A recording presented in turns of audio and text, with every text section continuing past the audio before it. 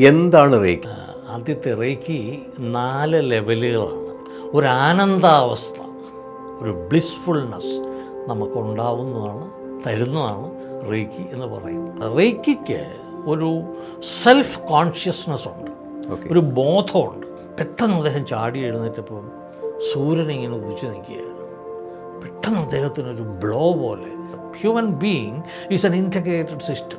ഈ mind, body, soul, intellect ഇതൊക്കെ പറയുന്നത് നമ്മൾ ക്ലാസിഫിക്കേഷൻ്റെ സൗകര്യത്തിനും പഠനത്തിൻ്റെ സൗകര്യത്തിനും വേണ്ടിയാണ് ബോഡി ഇതായിട്ട് പറയുന്നത്. സർ നമസ്തേ, ബാക്കിലേക്ക് സ്വാഗതം. നമസ്കാരം. കഴിഞ്ഞ നിരവധി വർഷങ്ങളായിട്ട് റേക്കി പ്രാക്ടീസ് ചെയ്യുകയും ആധ്യാത്മിക തലങ്ങളിൽ നിന്നും റേക്കിയിലേക്ക് വരികയും ചെയ്ത, അതുപോലെ അറൗണ്ട് ദ ഗ്ലോബ് ഓൾമോസ്റ്റ് ഒരു 1500ഓളം ക്ലയൻസിനെ റേക്കിയിലൂടെ ഹീൽ ചെയ്യുകയും കോർപ്പറേറ്റ് തലത്തിൽ ഏകദേശം 150 എബോവ് ക്ലയൻസ് നിലവിലുണ്ട്. ഇങ്ങനെ വളരെ പ്രശസ്തനായ, എസ്പെഷ്യലി ഈ പറയുന്ന ഈ ബുക്കിൻ്റെ ഗ്രന്ഥകർത്താവുമായ സതീഷ് എം നായർ സർ അബാക്കിലേക്ക് സ്വാഗതം. നമസ്കാരം. എന്താണ് റേക്കി? റേക്കിയെ പറ്റി നിരവധി ചർച്ചകൾ നമ്മൾ എടുത്തിട്ടുണ്ട്. സോ സ്വാഭാവികമായിട്ടും പലരും പല കോൺഫ്ലിക്റ്റ് ഉണ്ട് റേക്കിയിൽ. ഇത് ശരിക്കും പറഞ്ഞു കഴിഞ്ഞാൽ പുറമേ യൂറോപ്യൻ രാജ്യങ്ങളിൽ നിന്ന് വന്നതാണെന്നും പറയുന്നുണ്ട്. ആക്ച്വലി ഇത് ഭാരതീയ സംസ്കാരത്തിൻ്റെ ഒരു ഭാഗം കൂടിയാണ് റേക്കി എന്ന് പറയുന്നത്. അപ്പോൾ അതൊരു ബൗദ്ധിക് തന്ത്രങ്ങളിലൂടെയും എന്താ പറയുക, ബുദ്ധമത ചിഹ്നങ്ങളിലൂടെയും ക്രൈസ്തവ ഇംപ്ലിമെൻറ്റേഷനിലൂടെയും കടന്നുപോയ റേക്കിയെ പല രീതിയിലും പല രാജ്യങ്ങളും അത് അവരുടെയാണെന്ന് പറയുന്നുണ്ട്. സോ എന്താണ് റേക്കി? റേക്കിയും പ്രാണനും തമ്മിലുള്ള കണക്ഷൻ എന്താണ്? ഒന്ന് പറയാമോ? അത് റേക്കിയും പ്രാണനും തമ്മിലുള്ള ബന്ധം ജീവനും പ്രാണനുമായിട്ടുള്ള ബന്ധം തന്നെയാണ്. അതെ. പിന്നെ ഈ പറഞ്ഞ പോലെ ഇത് വളരെ പ്രാചീനമായ, അത് നമുക്ക് 4 വേദങ്ങളാണല്ലോ: ഋഗ്വേദം, സാമവേദം, യജുർവേദം, അഥർവവേദം. ഇതിൽ അഥർവവേദത്തിൽ ദൈവീ ചികിത്സ എന്ന് പറയുന്ന ഒരു ഭാഗമുണ്ട്. അതിൽ ഹസ്തചികിത്സ എന്ന് പറയുന്ന ഒരു മെൻഷനിങ് ഉണ്ട്. ഇപ്പോൾ പ്രാചീന കാലഘട്ടങ്ങളിൽ അല്ലെങ്കിൽ വേദകാലഘട്ടങ്ങളിൽ, സത്യയുഗത്തിൽ ഒരു സെൻറ്റൻസേ ഉണ്ടാവുള്ളൂ ഒന്നിനെക്കുറിച്ച്. അന്നത്തെ കോൺടംപ്ലേറ്റീവ് മൈൻഡിന് അത് ആലോചിച്ച് അതിൻ്റെ ഡെപ്തിലേക്ക് പോകാനുള്ള കഴിവുണ്ടായിരുന്നു. അതുകൊണ്ട് ഒറ്റ സെൻറ്റൻസേ ഉള്ളൂ. അത് ആ മന്ത്രം ഞങ്ങളുടെ വില്യം ഡി റാൻഡിൻ്റെ ഇതിലത് കൊടുത്തിട്ടുണ്ട്. എന്താണ് ആ മന്ത്രം എന്നുള്ളത്? ഒരു 3-4 ലൈൻസേ ഉള്ളൂ. അപ്പോൾ അതിൽ നിന്ന് അന്നത്തെ കാലത്ത് റേക്കി ഉപയോഗിച്ചിരുന്നു എന്ന് നമുക്ക് മനസ്സിലാക്കാം. പക്ഷേ അതിൻ്റെ പേര് റേക്കി എന്നായിരിക്കില്ല, ഹസ്തചികിത്സ എന്നോ അല്ല വേറെ ഏതെങ്കിലും ഇതായിട്ടാണ് അത് ഉപയോഗിച്ചത്.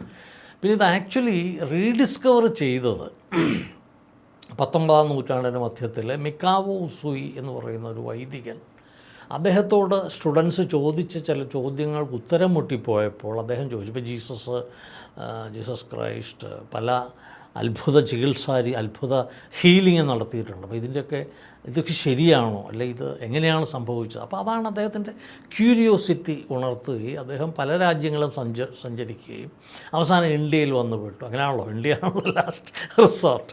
അങ്ങനെ വന്ന് വടക്കേ ഇന്ത്യയിലൊക്കെ കുറേ കറങ്ങി, ടിബറ്റിൽ അവിടെയൊക്കെ കറങ്ങി കഴിഞ്ഞപ്പോൾ അദ്ദേഹത്തിന് ചില സൂചനകൾ കിട്ടി. ഇങ്ങനെ ചിലത് സാധ്യമാണ്. ഇപ്പോൾ ഇവിടെ തന്നെ അഷ്ടസിദ്ധികളുണ്ട്. അഷ്ടസിദ്ധികളെക്കുറിച്ചും ഒക്കെ പറയുന്ന കാര്യങ്ങൾ, അത്തരം ഗ്രന്ഥങ്ങൾ ഒക്കെ തപ്പി തടഞ്ഞു പിടിച്ച് അദ്ദേഹം പല ഋഷിമാരെയും സന്യാസിമാരെയും ഒക്കെ കണ്ട്, അപ്പോൾ അദ്ദേഹത്തിനൊരു സൂചന കിട്ടി. എന്നിട്ട് കുറേ ചിഹ്നങ്ങൾ അദ്ദേഹത്തിന് കിട്ടി. അത് ബുദ്ധിസ്റ്റ് സ്വാധീനമുള്ള ചിഹ്നങ്ങളാണത്. ബുദ്ധസൂത്രങ്ങളിലും അത്തരത്തിലുള്ള ചില സിംബൽസും കാര്യങ്ങളും ഒക്കെ ഉണ്ട്. അപ്പോൾ ഇത് കിട്ടിയപ്പോൾ അദ്ദേഹത്തിന് തോന്നി ഇത് വെച്ചിട്ട് എനിക്ക് സ്റ്റുഡൻസിൻ്റെ ഉത്തരം പറയാൻ തോന്നിയിട്ട് അദ്ദേഹം ജപ്പാനിലേക്ക് തിരിച്ചു പോയി. അവിടെ കൊറിയാമ മല എന്ന് പറഞ്ഞൊരു മലയ്ക്ക് മുകളിലേക്ക് കയറിപ്പോയി. അദ്ദേഹം ധ്യാനത്തിൽ ഒരു 21 ദിവസം ഇരുന്നു. 21 ദിവസം ഇരുന്നിട്ടും പ്രത്യേകിച്ച് വിശേഷിച്ചൊന്നും സംഭവിച്ചില്ല. പക്ഷേ 21ാമത്തെ ദിവസം അദ്ദേഹം പെട്ടെന്ന് കണ്ണു തുറന്നു. അപ്പോൾ ഈ ഓരോ ദിവസവും അദ്ദേഹം ഓരോ കല്ലുകൾ ഇങ്ങനെ എടുത്തു, എണ്ണ അറിയാൻ വേണ്ടി. വേറെ കലണ്ടറൊന്നുമില്ല. അപ്പോൾ 21ാമത്തെ ദിവസം അദ്ദേഹത്തിന് പെട്ടെന്നൊരു ഇൻറ്റ്യൂഷൻ ഉണ്ടായി. ഇന്ന് കിട്ടിപ്പോയി എന്നുള്ളൊരു ഇൻറ്റ്യൂഷൻ. പെട്ടെന്ന് അദ്ദേഹം ചാടി എഴുന്നേറ്റപ്പോൾ സൂര്യനിങ്ങനെ ഉദിച്ചു നിൽക്കുക. പെട്ടെന്ന് അദ്ദേഹത്തിനൊരു ബ്ലോ പോലെ, ഒരു ജക്കിങ്, ഒരു ഭയങ്കര ഒരു മേ ബി ഒരു എൻലൈറ്റൻമെൻറ്റ് പോലെയോ അല്ലെങ്കിൽ ഒരു ഇതോ ഉണ്ടായി. അതിന് ശേഷമാണ് അദ്ദേഹം താഴേക്ക് ഇറങ്ങി വരും. പിന്നെ ഒത്തിരി അത്ഭുതങ്ങൾ ഉണ്ടാകുന്നുണ്ട്. അദ്ദേഹത്തിൻ്റെ ആ നടന്ന് വരവിലൊക്കെ ഒത്തിരി അത്ഭുതങ്ങളുണ്ട്. അങ്ങനെ റേക്കി 1ാമത്തെ അത്ഭുതം, റേക്കി 2ാമത്തെ അത്ഭുതം, 3ാമത്തെ അത്ഭുതം എന്നൊക്കെ പറഞ്ഞ് അത് ക്ലാസിഫൈ ചെയ്ത് വെച്ചിട്ടുണ്ട്. അപ്പോൾ അതാണ് റേക്കി ഇന്നത്തെ നിലയിൽ യൂണിവേഴ്സൽ ലൈഫ് ഫോഴ്സ് എനർജി എന്നുള്ള നിലയിൽ ഇന്ന് നമ്മൾ ആരാധിക്കുകയും അല്ലെങ്കിൽ ഇന്ന് നമ്മൾ ഹീൽ ചെയ്യപ്പെടുകയും ചെയ്യുന്ന ഇത് അതാണ് റേക്കി. അതാണ് റേക്കി എന്ന് പറയുന്നത്. ഓക്കെ സാർ, ഈ സാറ് പറഞ്ഞത് ഇപ്പം നോർമലി എന്താണ് റേക്കി എന്നുള്ളതിൻ്റെ ഫുൾ നിർവചനം സാറ് കൊടുത്തു. ഇപ്പോൾ സ്വാഭാവികമായിട്ടും എല്ലാ റേക്കി മാസ്റ്റേഴ്സും റേക്കി ഹീലേഴ്സും പറയുന്ന കുറേ കാര്യങ്ങളുണ്ട്. അതായത് ചിലർ പറയുന്നത് വെച്ച് കഴിഞ്ഞാൽ എനിക്കെന്തോ അത്ഭുതം ചെയ്യാൻ പറ്റി. പക്ഷേ ഒരു അത്ഭുതമല്ല, ശരിക്കും പറഞ്ഞു കഴിഞ്ഞാൽ ഒരു ചാനലായിട്ടാണ് നമ്മൾ വർക്ക് ചെയ്യുന്നത്, അല്ലേ? അതെ, ഒരു യൂണിവേഴ്സൽ എനർജിയുടെ ഒരു ചെറിയൊരു പോർഷനാണ് നമ്മളെന്ന് പറയുന്നത്. അപ്പോൾ ഇതിലൊരു എന്താ പറയുക, നമ്മൾ എനർജി വേൾഡിൽ എത്തിക്കഴിഞ്ഞാൽ തന്നെ സ്വാഭാവികമായിട്ടും നമ്മൾ ബ്ലെസ്ഡ് ആണ്. അറിഞ്ഞും അറിയാതെ നമ്മൾ എനർജി വേൾഡിൽ എത്തുന്നുണ്ട്. ചിലപ്പോൾ പഴയ മുൻ ജന്മങ്ങളിലുണ്ടായിരുന്ന കർമ്മങ്ങളുടെ ഇതായിട്ടായിരിക്കാം നമ്മൾ എത്തിയിട്ടുണ്ടാവുക. പക്ഷേ ഇവിടെ നമ്മൾ ചാനലായിട്ടാണ് വർക്ക് ചെയ്യുന്നത്. ഈ ചാനലായിട്ട് വർക്ക് ചെയ്തിട്ട് നമ്മൾ സ്വാഭാവികമായിട്ടും മറ്റുള്ളവരുടെ അസുഖങ്ങളെ പൂർണ്ണമായിട്ടും നമ്മൾ മാറ്റിക്കൊടുക്കുന്നു. പല ഡോക്ടേഴ്സിനും റേക്കി ഹീലേഴ്സാണ് പല ഡോക്ടേഴ്സും. പക്ഷേ പുറമേ അവർ പറയുന്നില്ല. എന്തുകൊണ്ട് പറയുന്നില്ല എന്നുള്ളതാണ് അറിയാത്തത്. അപ്പോൾ നമ്മൾ ചില ഡോക്ടേഴ്സിൻ്റെ അടുത്ത് പോകുമ്പോൾ ഭയങ്കര കൈപ്പുണ്യമെന്ന് പല പാരൻസും പറയാറുണ്ട്, നമ്മളും അനുഭവിച്ചറിയാറുണ്ട്. അവർ ടച്ച് ചെയ്ത് കഴിഞ്ഞാൽ മാറും. ഇപ്പോൾ റേക്കിയുടെ പല തലങ്ങളിൽ ആദ്യത്തെ തലം എന്ന് പറയുന്ന സ്വയം ചികിത്സാ രീതിയാണ്. അതിനുശേഷമാണല്ലോ പരചികിത്സയിലേക്ക് പോകുന്നത്.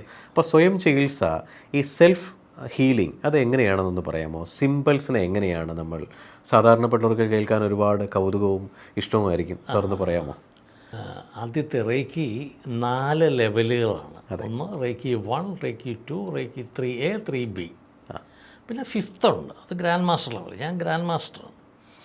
അപ്പോൾ ഈ സ്വയം ചികിത്സ എന്ന് പറയുന്നത് നമ്മളിലെ വൈദ്യനെ ഉണർത്തുകയാണ്. അത് റേക്കി 1 അറ്റ്യൂൺമെൻറ്റ് കഴിഞ്ഞാൽ you are A healer of your self. നമുക്ക് തന്നെ കുറേ അധികം പൊസിഷൻസ് ഉണ്ട്, ചക്ര പൊസിഷൻസ് ഉണ്ട്. ആ പൊസിഷൻസിൽ കൈകൾ ഒരു പ്രത്യേക രീതിയിൽ വെച്ചിട്ട് ചില ഇൻവോക്കേഷനുകളിലൂടെ അത് ചെയ്യുമ്പോൾ നമ്മളിൽ ആ റേക്കി എനർജി അത് ബാലൻസ്ഡ് ആകുകയാണ് ചെയ്യുന്നത്. അല്ലാതെ നമ്മൾ ആക്ടിവേഷൻ, ഈ അറ്റ്യൂൺമെൻറ്റിൽ തന്നെ ആക്ടിവേറ്റഡ് ആവും. ആക്ടിവേഷൻ കഴിഞ്ഞിട്ട് 21 ഡേയ്സ് കൊണ്ട് ഇത് ബാലൻസ്ഡ് ആവും. ഇതിൽ സംഭവിക്കുന്നത് എന്താണെന്ന് വെച്ചാൽ നമ്മുടെ സുഷുമ്ന നാഡിയുണ്ടല്ലോ, ഇട പിങ്കള സുഷുമ്ന എന്ന് പറഞ്ഞ നാഡിയുണ്ട്. നാഡികൾ പ്യൂരിഫൈഡ് ആവും. അതാണ് നാഡീശുദ്ധി എന്ന് പറയുന്നത്. യോഗയിലും തന്ത്രയിലും ഒക്കെ ഉള്ളതാണ്. അപ്പോൾ ഈ നാഡീശുദ്ധി വന്നു കഴിയുമ്പോൾ എനർജി ഫ്ലോ പ്രോപ്പറാവും. അപ്പോൾ ചക്ര റൊട്ടേറ്റ് ചെയ്യുകയാണെന്നാണ് നമ്മുടെ സങ്കല്പം. ഈ ചക്ര റൊട്ടേഷൻ ബാലൻസ്ഡ് ആവും, അല്ലെങ്കിൽ ഓപ്റ്റിമൈസ്ഡ് ആവും. അങ്ങനെ ഓപ്റ്റിമൈസ്ഡ് ആയിട്ട് ചക്ര റൊട്ടേഷൻ നിലനിൽക്കുമ്പോൾ നമ്മുടെ ഹോർമോണൽ ആക്ടിവിറ്റീസ് എല്ലാം ബാലൻസ്ഡ് ആവും. ഈ വേൾഡ് ഹെൽത്ത് ഓർഗനൈസേഷൻ തന്നെ പറഞ്ഞിരിക്കുന്ന ആരോഗ്യം എന്ന് പറയുന്നത് നമ്മുടെ ഹോമോസ്റ്റാസിസ് എന്ന് പറയുന്നത്, അതായത് ഹോർമോണൽ സെക്രീഷൻസ്, എൻസൈംസ് എല്ലാം പ്രോപ്പറായിട്ട് നമ്മുടെ ബോഡിയിൽ പ്രവർത്തിക്കുമ്പോഴാണ് നമുക്ക് ആരോഗ്യാവസ്ഥ ഉണ്ടാകുന്നത്. റേക്കി ഒരു പടിയുടെ മുമ്പോട്ട് പോയിട്ട് ഒരു ആനന്ദാവസ്ഥ, ഒരു ബ്ലിസ്ഫുൾനെസ് നമുക്കുണ്ടാവുന്നതാണ്, തരുന്നതാണ് റേക്കി എന്ന് പറയുന്നത്. പിന്നെ ഈ പറയുന്ന പോലെ പലരും ഉപയോഗിക്കുന്ന ഒരു ഡോക്ടേഴ്സിന് ഇത് അറിയാവുന്നവരുണ്ട്, അറിയാൻ മേലാത്തവരുണ്ട്. എൻ്റെ അടുത്ത് പല കേരളത്തിലെ വളരെ ഫേമസ് ആയിട്ടൊരു മെഡിക്കൽ കോളേജിലെ ഒരു ലേഡി ഡോക്ടർ എൻ്റെ അടുത്ത് വന്ന് പഠിച്ചു.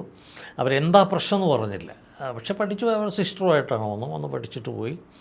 അത് കഴിഞ്ഞിട്ട് സെയിം മെഡിക്കൽ കോളേജിൽ നിന്ന് തന്നെ പല ക്ലയൻസിനെയും പല പേഷ്യൻസിനെയും എൻ്റെ അടുത്തോട്ട് അവർ വിടുന്നു. അപ്പോൾ ഞാൻ ആര് പറഞ്ഞിട്ട് ആദ്യമൊക്കെ ഞാൻ ചോദിക്കുകയല്ല, ആര് പറയും, ഇപ്പോൾ അങ്ങനെ ചോദിക്കേണ്ട കാര്യമില്ല, ഇറ്റ്സ് ഓൾമോസ്റ്റ് നോൺ. അപ്പോൾ അങ്ങനെ ചോദിക്കുമ്പോൾ അവർ ഇന്ന ഡോക്ടർ പറഞ്ഞിട്ടാണ് ഞങ്ങൾ വന്നത്. ഇങ്ങനെ അവർക്കൊരു പാനലുണ്ട് ദാറ്റ് പെർട്ടിക്കുലർ മെഡിക്കൽ കോളേജിൽ. എന്നിട്ട് അവർക്ക് പറ്റാത്തതാണെങ്കിൽ അവർ വേറെ റെഫർ ചെയ്ത് നോക്കും. അപ്പോൾ അങ്ങനെ ഒരു 15 പേരെൻ്റെ അടുത്ത് വന്നു. 16ാമത്തെ she was a Muslim lady. അവർ വന്നു കഴിഞ്ഞു, ഇന്ന ഡോക്ടർ പറഞ്ഞു വിട്ടതാണ്, അപ്പോൾ സാറിനെക്കുറിച്ച് ഇങ്ങനെ പറഞ്ഞു, ഡോക്ടറുടെ മൈഗ്രെയിൻ കംപ്ലീറ്റ് മാറിയത് റേക്കി കൊണ്ടാണ്. അപ്പോഴാണ് ഞാൻ അറിയുന്നത് she having A problem of migraine. Okay, അവരെന്നോട് പറഞ്ഞില്ല. അപ്പോൾ അതാണ് ഞാൻ പറഞ്ഞത്, റേക്കിക്ക് ഒരു സെൽഫ് കോൺഷ്യസ്നെസ് ഉണ്ട്, ഒരു ബോധമുണ്ട്. This can be equated to nano technology.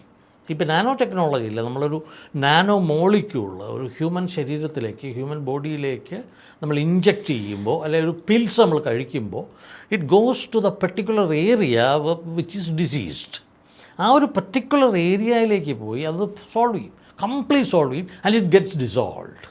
ഇപ്പോൾ കെമിസ്ട്രി അറിയാവുന്ന കാറ്റലിസ്റ്റ്, ഇപ്പോൾ ഏതെങ്കിലും ഒരു റിയാക്ഷൻ നടത്തുന്നതിന് കാറ്റലിസ്റ്റ് നമ്മളതിലിടും.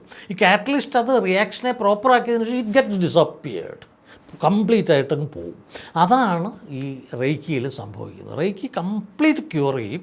എന്നിട്ട് നമ്മൾ റേക്കി വിൽ ഈ 21 ദിവസത്തെ പ്രാക്ടീസ് കൊണ്ട് it will sink in our body, in our system. Body എന്ന് വിളിക്കുന്നത് ഇഷ്ടമല്ല, we are not body, we are an integrated system. Human being is an integrated system. ഈ മൈൻഡ്, ബോഡി, സോൾ, ഇൻ്റലക്ട് ഇതൊക്കെ പറയുന്നത് നമ്മൾ ക്ലാസിഫിക്കേഷൻ്റെ സൗകര്യത്തിനും പഠനത്തിൻ്റെ സൗകര്യത്തിനും വേണ്ടിയാണ് ബോഡി ഇതായിട്ട് പറയുന്നത്. പിന്നെ മോഡേൺ സയൻസ് ബോഡിയെയാണ് കൂടുതൽ ഫോക്കസ് ചെയ്യുന്നത്. മൈൻഡിനെയും, ഇപ്പോൾ സൈക്യാട്രിക് പ്രോബ്ലങ്ങൾ, സൈക്കോളജിക്കൽ പ്രോബ്ലത്തിന് മൈൻഡിനെയും ഫോക്കസ് ചെയ്യുന്നു.